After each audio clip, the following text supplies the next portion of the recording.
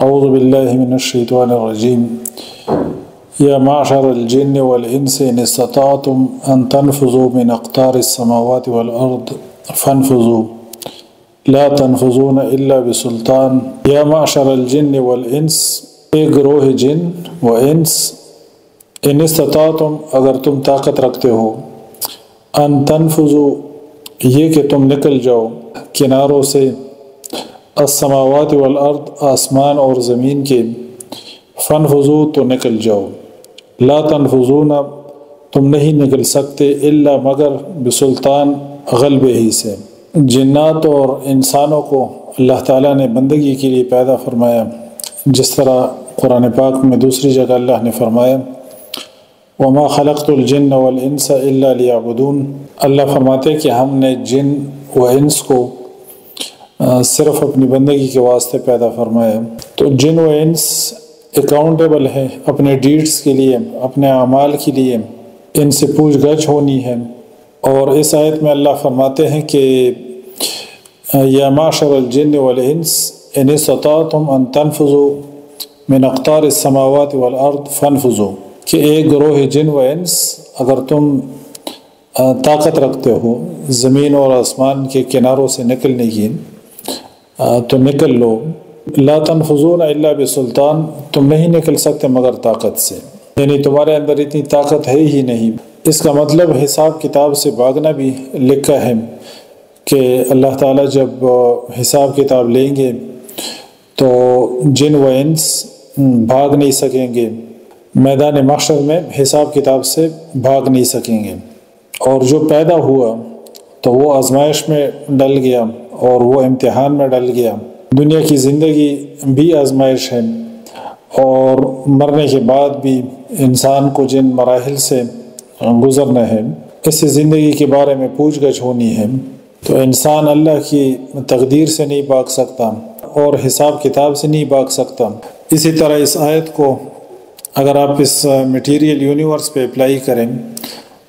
تو بھی یہ سمجھ میں بات آتی ہے کہ یہ کتنی بڑی کائنات اللہ تعالیٰ نے پیدا فرمائی ہے۔ وائجر 1 کے بارے میں آپ لوگوں نے سنا ہوگا، جو اسپیس پروب ہے، ناسا نے لانچ کیا ہے اس کو 1977 میں، 1977 میں جو اسپیس پروب ہے اس کو لانچ کیا ہے اسپیس میں، اور وہ ابھی تک مسلسل اسپیس میں جو ہے نا وہ ٹریول کر رہے ہیں۔ مارچ 2024 میں اس کو 46.5 سال تقریباً پورے ہو گئے، اور ابھی اس کا زمین سے جو ڈسٹنس ہے وہ تقریباً 24 ارب کلومیٹر ڈسٹنس ہے۔ تو وائجر 1 جو اسپیس پروب ہے پچھلے 46 یا 47 سالوں سے مسلسل ٹریول کر رہے ہیں، اور اتنے عرصے میں اس نے 24.5 ارب یا 24 ارب کلومیٹر، 24.3 ارب کلومیٹر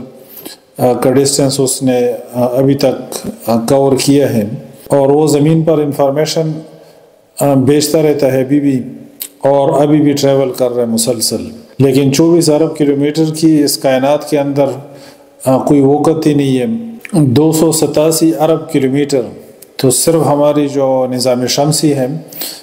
اس کا ڈائی میٹر ہے، قطر اس کا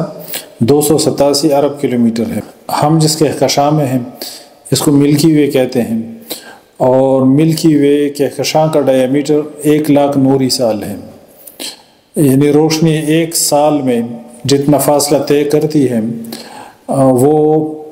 اس کو 1 نوری سال کہتے ہیں، اور ایک سیکنڈ میں روشنی 3,00,000 کلومیٹر کا ڈسٹنس طے کرتی ہے۔ ایک سال میں تقریباً 76 کھرب کلومیٹر کا ڈسٹنس طے کرتی ہے روشنی۔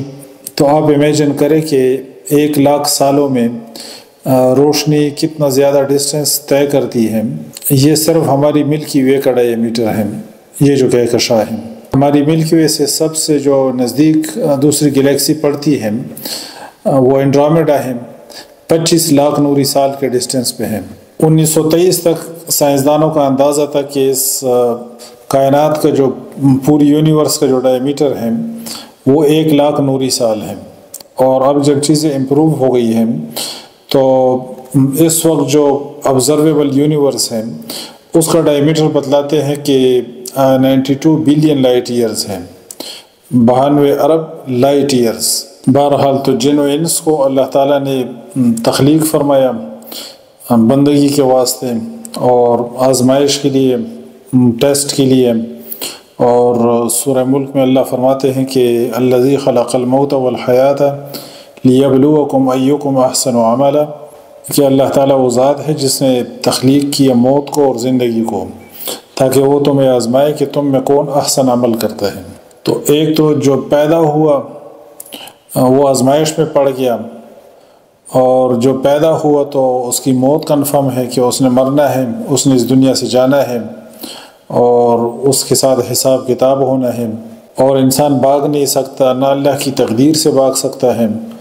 اور نہ اس میٹیریل یونیورس کو انسان سر کر سکتا ہے، اور نہ ہی قیامت کے دن کے حساب کتاب سے انسان اپنی جان چھڑا سکتا ہے اور نہ بھاگ سکتا ہے۔ سبحانک اللہم و بحمدک اشہد ان لا الہ الا انت استغفرک و اتوب الیک۔